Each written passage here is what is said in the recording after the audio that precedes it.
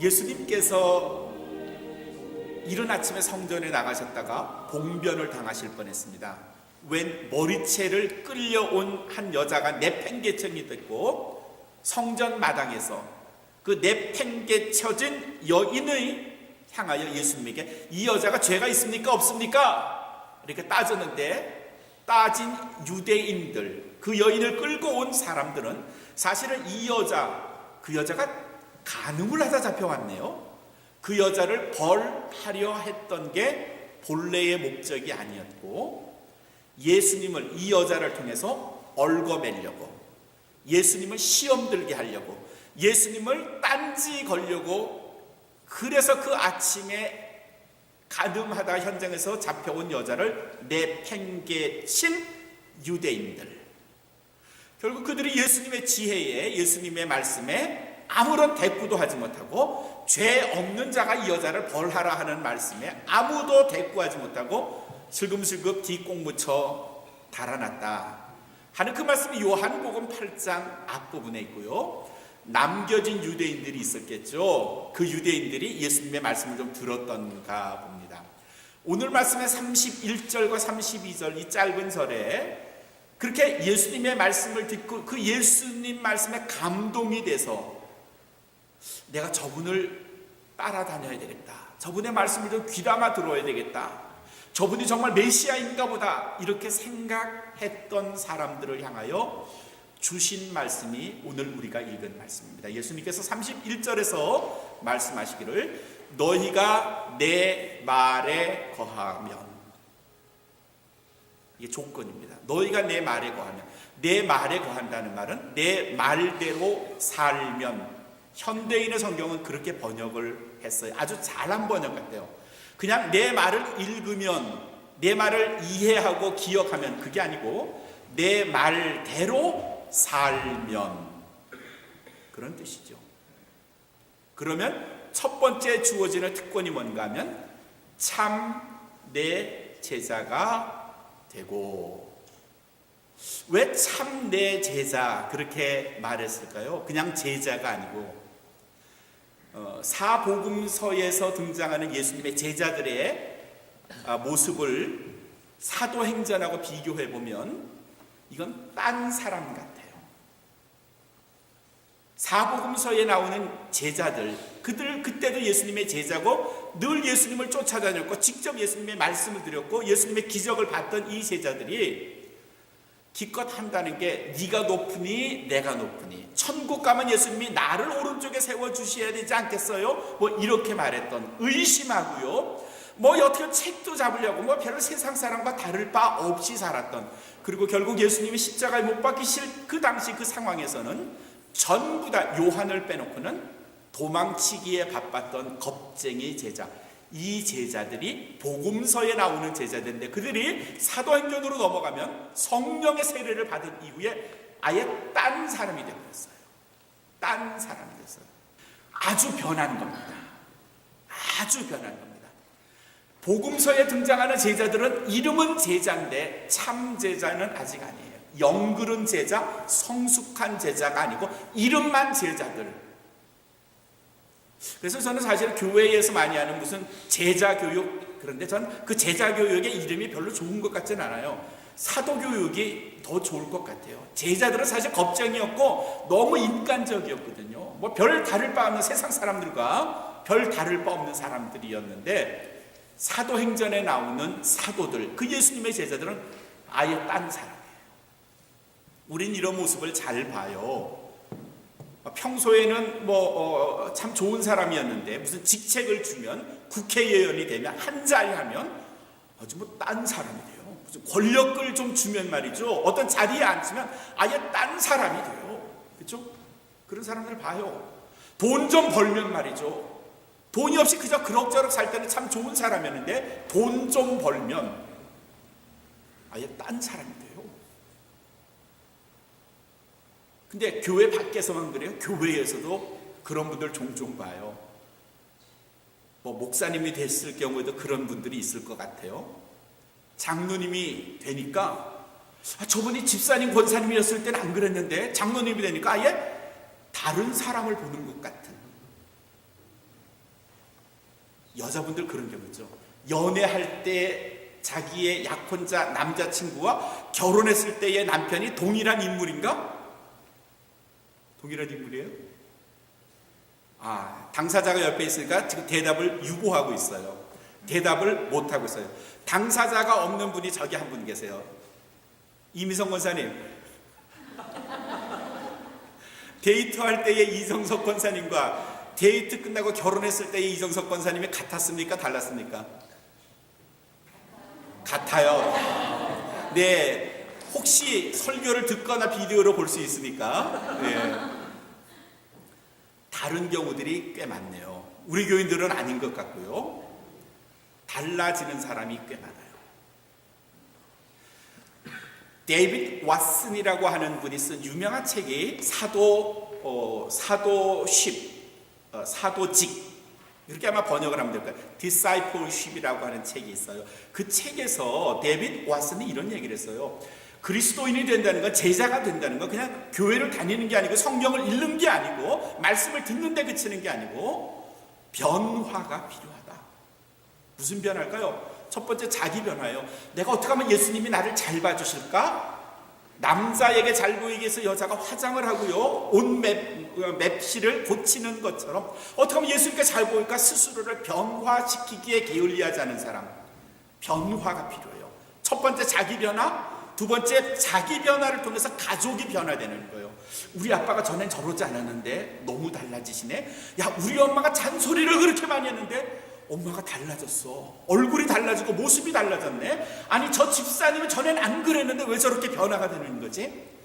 자기의 변화를 통해서 가족이 변화가 되고 이웃이 변화가 되고 친구가 변화되고, 내가 본 네가 전에 봤던 너 같은 사람이니? 라고 생각할 정도의 변화를 줘야 된다. 데이빗 왓슨이 말하는, 디사이플십에서 말하는 변화된 그리스도인의 모습이죠. 그게 제자라는 거고요. 오늘 말씀에서 예수님께서 너희가 내 말에 거하면 참 내 제자가 되고요. 우리가 변화를 위해서 얼마나 몸부림칠까요?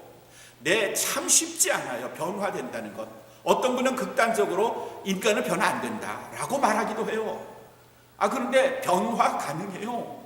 더디고요. 어떨 땐 옛 버릇 나오기도 하지만 하루에 한 번 나오던 버릇이 이틀에 한 번 나오고 보름에 한 번 나오고 한 달에 한 번 나오도록 고칠 수는 있어요. 자기 아내, 남편을 향해서 신경질 내고 짜증내고 잔소리하던 것 줄이고 맨날 찡그린 얼굴, 남의 잘못된 것만 집어내는 그런 모습에서 점점 시각이 달라져서 남이 잘 되는 모습, 좋은 모습을 이야기하는 사람으로 바뀌는 것, 좋은 그리스도인의 모습이기에 오늘 예수님 말씀하신 것처럼 변화된 참 제자예요. 너희가 내 말에 거한다 하는 말은요, 변화를 의미하는 거고요, 이건 말씀에 지배당하는 상황을 말해요. 그리스도의 말씀이 나를 지배하는 거예요. 금년 이 한 해 여러분이 듣고 읽고 보고 이해하는 그리스도의 말씀, 하나님의 말씀으로 인해서 여러분이 끊임없이 변화되시는 하나님의 사람 되시기를 주님의 이름으로 축원합니다. 그렇게 되십시오. 너희가 내 말에 거하면 내 참 내 제자가 되고, 이게 첫 번째였고, 두 번째는요, 그 다음에 있는 말씀이에요. 진리를 알지니 진리가 너희를 자유케 하리라. 멋진 말씀이에요. 이 말씀에 나오는 단어는, 키워드가 두 개예요. 하나는 진리, 그리고 두 번째는 자유. 그렇죠? 진리와 자유예요. 여러분, 하버드가 세계 최고의 대학이죠. 그 하버드 대학교의 교훈이 뭘까요? 교훈이 있잖아요. 그렇죠? 급훈이 있고, 그렇죠? 학훈이 있고, 이렇게 학훈이나 교훈이나 같은 말이죠. 교훈이 뭔가 하면 베리타스예요. 진리. 베리타스. 하버드 대학교의 교훈이 베리타스라고 하는 진리예요. 예일 대학교 아시죠? 예일 대학교의 교훈이 뭔가 하면 베리타스 et lux예요. 룩스라는 말은 빛이라는 거예요. 진리와 빛. 그쵸? 오늘 요한복음 8장 32절의 말씀하고 같네요. 한국의 최고 좋다고 하는 서울대학교의 교훈이 뭘까요? 맞아요. 베리타스 룩스 메아라는 거예요. 거기 이렇게 배지에 보면 그렇게 동그란데 거기에 써 있어요. 베리타스 룩스 메아라는 말이에요. 진리는 메아, 나의 룩스, 빛입니다. The truth is my light. 그 말의 라틴어가 Veritas Lux Mea, 그런 말이에요. 한국의 사학으로 최고로 치는 두 학교가 있는데 여러분 아시는지 모르겠네. 한국 최고의 사학이 어디예요? 뭐 성균관대라고 말씀하시는 분도 있으길 할 거예요. 그냥 우리가 전통적으로 연대, 고대, 그렇죠? 김미경 권사님이 고려대학교 최초의 여학생이에요. 아세요 그거? 잡지에도 난 적이 있어요. 고려대학교 역사상 최초의 여학생이 김미경 권사님이에요. 고려대학교의 한국사학으로서는 최고의 대학인 고려대학교의 교훈이 뭔지 아세요? 이제 오래되셔서 잘 모르실 거예요. 자유, 진리, 정의, 세 가지예요. 세 가지.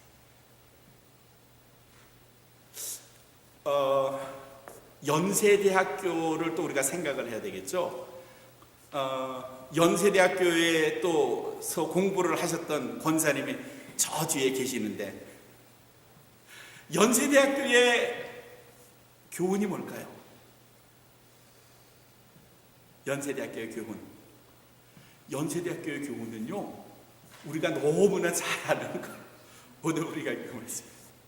진리를 알지니 진리가 너희를 자유케 하리라. 이게 연희 전문학교를 세웠던 1885년 때부터 이 요한복음 8장의 말씀이 그 학교의 연세대학교의 교훈이에요. 진리를 알지니 진리가 너희를 자유케 하리라. 이 말씀 속에 나오는 두 개의 단어, 진리와 자유에 대해서 우리는 좀 생각을 해보려고 해요. 진리가 뭘까요? 진리를 탐구하기 위해서 인간은 대체로 세 가지 방법을 사용합니다. 하나는 학문적인 접근이에요. 가설을 세워놓고 그 가설이 맞느냐 틀리느냐 하는 것을 연구하고 시험을 해서 맞으면 참이면 그걸 진리라고 판단하고, 참이 아니라 거짓이라면 그건 진리가 아닌 것으로 판별하는 학문의 방법이 있습니다. 두 번째 방법은 인문과학에서 사용하는 철학 혹은 사상의 방법으로 진리를 검증합니다. 세 번째 방법이 뭔가 하면 종교에서 진리를 찾아요. 그러니까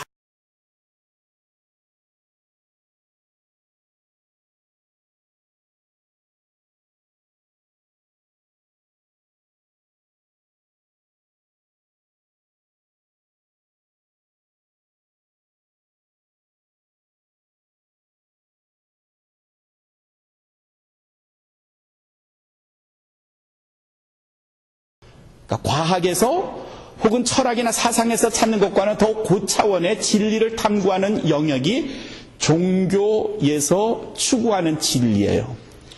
근데 이 진리라는 단어가 각각의 영역에서마다 의미가 조금씩 달라요. 자연과학에서 말하는 진리와 철학에서 말하는 진리가 조금 달라요. 같을 수도 있겠고요, 물론. 그리고 철학에서 말하는 것과 종교에서 말하는 진리라는 개념이 같을 수도 있지만 다를 수도 있어요.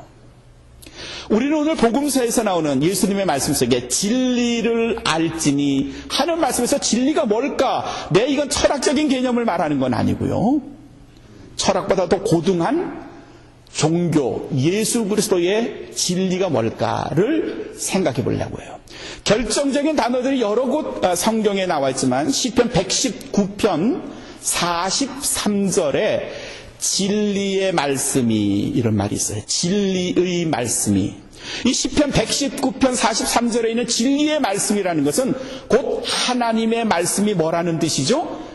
진리라는 말이에요. 하나님의 말씀이 진리다. 그래서 그러니까 하나님의 말씀은 진리다. 근데 요한복음 1장 14절에 예수 그리스도께서 어떻게 우리 앞에 나타나셨는가 하는 것을 설명하는데 이런 말씀이 있죠.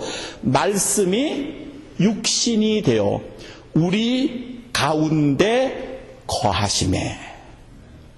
그러니까 하나님의 말씀이 육신이 되어, 이걸 인카네이션 그렇게 말해요. 성육신 그렇게 말해요. 말씀이 육신이 되어 우리 가운데 계셨다. 그 우리 가운데 계신 분이 누구죠? 예수 그리스도예요. 그분이 예수 그리스도예요. 결국 말씀이 아까 진리라고 시편 119편에서 그랬죠. 그 말씀이 진리인데 그 말씀이 육신이 됐다는 말이니까 예수 그리스도께서 진리로 우리 가운데 나타나셨음에, 그게 요한복음 1장 14절에 있는 말씀이에요. 정리하면 하나님의 말씀이 진리고요, 그 진리가 우리에게 나타났는데 그리스도의 모습으로 나타났어요. 결국 그리스도가 진리다, 그런 말이에요. 에베소서 4장 21절에는 이 시편 119편과 요한복음 1장에 있는 말씀을 결합해서 하나의 문장으로 이렇게 말해요. 진리가 예수 안에 있는 것 같이. 진리가 예수 안에 있는 것 같이. 이게 에베소서 4장 21절에서 우리에게 가르쳐 주시는 진리가 뭔가요? 진리는 어디에 있는가 하면 예수 그리스도 안에 있다는 말씀이에요. 예수님이 오늘 요한복음 8장에서 이렇게 말씀하신 후에 요한복음을 쭉 읽어내려다가 보면은 14장 6절에서 예수님께서 스스로를 이렇게 나타내세요. 나는 길이요. 그 다음에 있는 말씀이 뭐예요? 진리요. 그 다음에 있는 말씀이 생명이에요. 자, 보세요. 나는, 예수님은 길이다. 그러니까 그 길을 쭉 찾아가면 그 길 다음에 뭐가 있다 그랬어요? 진리를 발견해요. 그 길을 따라가면 진리를 발견하고요. 그 진리를 찾으면 그 다음에 있는 게 뭐예요? 생명이에요. I'm the way, the truth, and the life. 얼마나 멋져요. 성경이 이렇게 딱딱 맞아 떨어지네요. 기가 막히게 맞아 떨어지네요. 예수 그리스도 그분이 진리이기 때문에요, 그 길을 쫓아 걷다 보면 진리이신 예수님을 발견하고요, 그 분을 통해서, 진리를 통해서 가면 결국은 생명을 얻는다. 이게 요한복음 14장 6절의 말씀이에요. 우리가 가는 신앙의 여정이 뭔가 하면요, 이 길을 쭉 따라 걸으면 우리는 예수님을 만난 거고요, 이 길을 또 쭉 쫓아서 가다 보면 결국은 어디로 간다? 생명으로 간다. 그 생명이 뭘까요? 네, 오늘 우리가 읽은 말씀 속에 있어요.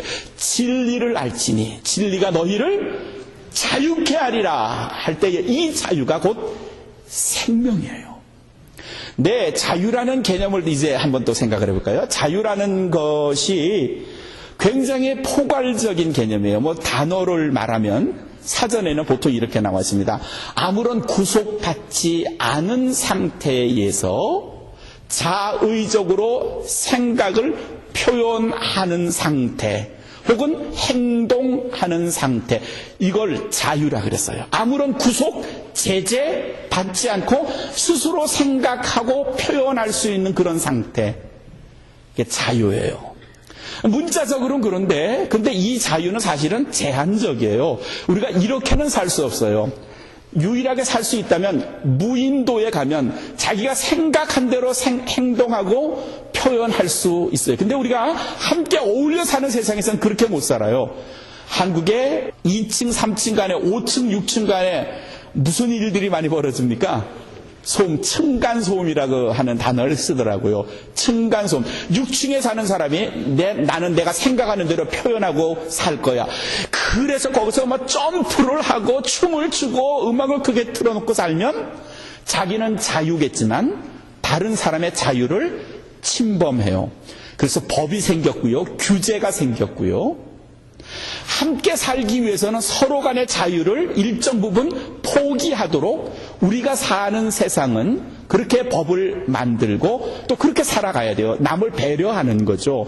내가 좋다고 내가 하고 싶은 대로는 살 수 없어요. 그건 자유가 아니에요. 결국 자유라는 건 일정 부분을 제한돼야 되고 당해야 되고 억압받는 상태에서 누리는 포괄적인 인간의 권리이기도 해요. 우리 자유민주주의에서는 대체로 프랑스나 영국에서 가진 권리장전에서 혹은 우리가 미국에서는 어멘드먼트, 수정헌법 1조가 보장하는 자유를 가지고 우리는 살아요. 거기에는 대표적인 4개의 자유가 있어요. 종교의 자유가 있고 또 뭐가 있을까요? 표현의 자유, 그렇죠? 또 언론의 자유, 집회 결사의 자유, 이런 자유가 있어요. 그래서 우리는 모여서 예배도 드리고 함께 모여서 뭐 이런 거 저런 거 할 수 있어요. 북한에서는 집회의 자유가 허용되지 않고요, 표현의 자유 허용되지 않고요, 그나마 종교의 자유는 허용되지만 제한적이고요. 그게 참 자유인지는 여전히 의문점을 찍을 수밖에 없어요. 우리가 말하는 정치, 경제 상황 속에서의 자유, 사회생활 속에서의 자유와 오늘 예수님이 말씀하시는 진리를 너희가 알지니 진리가 너희를 자유케 하리라 할 때의 이 자유는 어떤 차이가 있을까요? 같은 자유일까요? 아니요. 우리가 누리는 자유는요, 내 행동과 생각, 사상의 자유지만 성경에서 말하고 있는 자유는 그런 자유가 아니고요. 이거는 죄와 죽음과 심판으로부터의 자유를 말해요. 로마서 8장 2절에 사도 바울이 이 자유를 이렇게 설명합니다. 이는 그리스도 예수 안에 있는 생명의 성령의 법이, 다시요, 이는 그리스도 예수 안에 있는 생명의 성령의 법이, 복음의 법이에요. 복음의 법, 예수님의 법을 말하는 거예요. 그 법이 죄와 죽음의 법에서 너를 어떻게 했다? 해방하였습니다. 그랬어요. 너를 해방하였습니다. 결국 이 법은 뭔가 하면요, 우리를 해방시키는 자유를 말해요. 죄와 죽음으로부터 우리를 구원해내는 자유, 그게 뭔가 하면 오늘 요한복음 8장에서 예수님이 우리에게 들려주시는 그 자유예요. 우리는 특별한 제한을 누리지 않고 정말 자유를 누리면서 살아요. 그러나 우리 모든 사람은 단 한 가지로부터는 자유롭지 못하는데, 그건 뭔가 하면 죄로부터 자유롭지 못해요. 내가 지은 죄, 그래서 받아야 할 심판과 죽음으로부터는 누구도 자유할 수 없어요. 그런데 그리스도께서 진리를 알지니, 나 예수를 알지니, 복음을 알지니, 나를 알면, 예수를 알면 진리가 너희를 자유케 하리라. 예수님을 알면 죄와 죽음으로부터 해방되리라. 로마서 8장 2절의 말씀이 그대로 적용이 되는 거예요. 왜 우리 최 집사님 감기 걸리셨는데도 교회를 나오셨어요? 죄와 죽음으로부터 자유함을 얻기 위해서. 그래서 우리는 예수님을 부르고요, 그분을 의지하는 거예요. 사랑하는 성도 여러분, 신앙의 힘입니다. 진리를 알지니, 예수님을 알지니, 말씀대로 살지니, 그러면 그 진리가 너희를 죄와 사망의 법에서 너를 해방하였다. 이게 진리가 너희를 자유케 하리리, 그런 말이에요. You will know the truth. 너희가 진리를 알게 되면, and the truth will set you free. 너희를 자유롭게 할 것이다. 그리스도의 말씀, 이 생명의 법이 여러분을 죄와 사망의 법에서 자유롭게 해방시킬 수 있도록 오직 그리스도 진리 되시는 주님만을 쫓아 사시는 우리 온마음교회 성도가 되시기를 주님의 이름으로 축원합니다. 윤복희 씨 아시죠? 윤한기 목사님이세요. 동생이에요. 어린 시절에 부모님이 유랑극단 아마 연예인으로 활약하셨고요. 근데 아버님이 굉장히 불우한 인생을 사셨기 때문에 일찍 돌아가셨어요. 그리고 어머님도 심장마비로 무슨 공연을 하다 돌아가셨고요. 10살도 채 되기 전에 돌봐주는 사람 없이 생계를 위해서 살아야 했던 그 남매였습니다. 그래도 좋은 사람들의 눈에 띄었어요. 코리아 키틴이라고 하는 한국 고양이들 뭐 이런 이름으로 미 8군에 가서 공연도 하고, 그러다가 미국의 라스베가스에서 공연도 하고, 영국에 가서 취입도 하고, 아주 세계적인, 당시로서는 굉장히 이름을 날린 그런 연예인이 됐습니다. 잘 살았고요. 굉장히 많은 남자들한테 사랑도 받아서 결혼도 2번씩이나 해봤고요. 1976년에 한국에 돌아왔을 때 일입니다. 2월 마지막 날 2월 28일 전주에서 공연을 했습니다. 쇼를 했죠. 노래를 부르고 춤을 추고, 그리고 다음 무대가 있는 대구로 옮겨가는 길이었습니다. 차를 타고 한참 가는데 비가 굉장히 많이 내리고 뭐 내렸다 개었다 흐리고 했던 그 날씨에 대구로 향하던 그 차가 갑자기 중심을 잃고 차가 2바퀴를 돌았습니다. 중앙분리대를 넘었고요. 그리고 반대편 차선에 가서 그냥 꼬꾸라 차가 처박혔습니다. 네, 그것만 해도 엄청난 일이죠. 근데 그때 저쪽 차선에서 트럭 한 대가 꼬꾸라진 그 차, 윤복희 씨가 찬 차를 그냥 들이박은 겁니다. 결과는 어떻을까요? 그쯤 되면 어떻게 될까요? 죽어야 돼요. 죽어야 돼요. 2바퀴 돌고 거꾸로 처박힌 차를 트럭이 와서 들이박았으면 죽어야 돼요. 근데 윤복희 씨가 눈을 뜬 겁니다.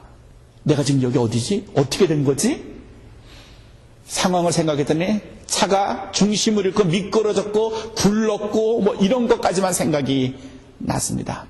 하늘이 거꾸로 보이더랍니다. 흐린 날씨에 하늘. 근데 그 하늘에서 갑자기 아주 선명한 빗줄기가 보이더랍니다. 그때 퍼뜩 들었던 어느 날 설교 말씀. 담에석으로 가던 사도 바울이 하나님의 빛을 봤다 하는 사도행전의 말씀이 생각이 나더랍니다. 자기 지금 죽게 될 수도 있겠구나 하는 생각이 들어야 하는데, 하늘의 빛을 보면서 순간적으로 떠오르는 건 저건 하나님의 빛이네. 사도 바울이 담에석에서 봤던 그 빛이 지금 내게 비추네. 그러면서 주님. 사람들이 몰려들었고요. 차에 처박혀 있는, 거꾸로 있는 윤복희 씨를 끌어냈고, 젖은 아스팔트에 발이 닿았는데 윤복희 씨가 무릎을 꿇었답니다. 그리고 하염없는 눈물을 흘리면서 기도를 했대요. 알 수 없는 마음속에서 끓어오르는 눈물이 빗물보다 더 강하게 윤복희 씨의 눈에서 내리는 겁니다. 내가 잊고 있었던 그 하나님, 그런데 나를 잊지 않으신 그 하나님, 그 하나님이 이 사고에서조차도 나를 보호하시고 당신의 강렬한 구원의 빛으로 나를 비추사 내게 다시 한번 기회를 주시는구나. 그 하나님의 은혜를 생각했더니 눈물이 그치질 않더래요. 대구로 급히 후송이 돼서 병원에 가봤는데 몇 군데 찰과 상을 입은 것 외에는 부러진 데도 크게 다친 데도 없었던 겁니다. 진단을 받으면서 너무나 감사한 하나님의 은혜.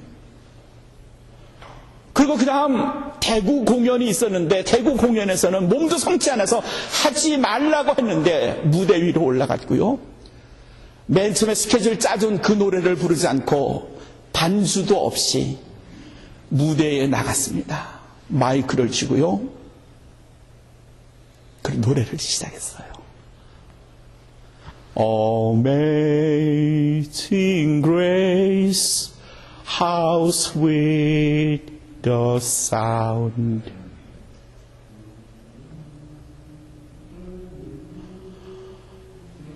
무대에 있었던 뒤에 밴드나 앞에 앉은 관객이나 아무도 예상하지 못한 윤복희 씨의 노래.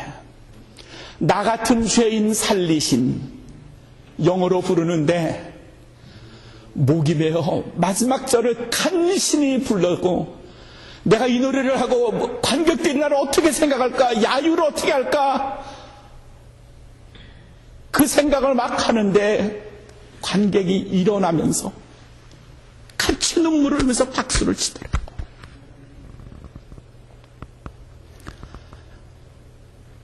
바뀐 겁니다. 변한 거고요. 그리스도의 말씀, 그 진리가 방황하던 한 여인, 나락으로 떨어질 수 있는 한 여인을 죄와 사망의 그늘에서 살려낸 겁니다. 복음의 힘입니다. 그리스도의 능력이고요. 우리는 비슷한 경험들을 가지고 있습니다. 그건 윤복희 씨만의 고백이고 간증이 아니고요. 저도 여러분들도 그리스도의 은혜가 아니면, 하나님이 주신 그 강렬한 빛이 아니면 난 여전히 이 시간 세상에서 방황하면서 그게 내 자유인 줄 착각하며 사는 우리들에게 그리스도 안에서의 자유가 얼마나 소중하고 얼마나 영원한 것인가를 가르쳐주는 겁니다. 진리를 알지니 Know the truth. 진리가 너희를 자유케 하리라. 죄와 사망의 법에서 너를 해방시키리라. 이 말씀이 우리 모두를 감사하고 기뻐하고 행복해 하는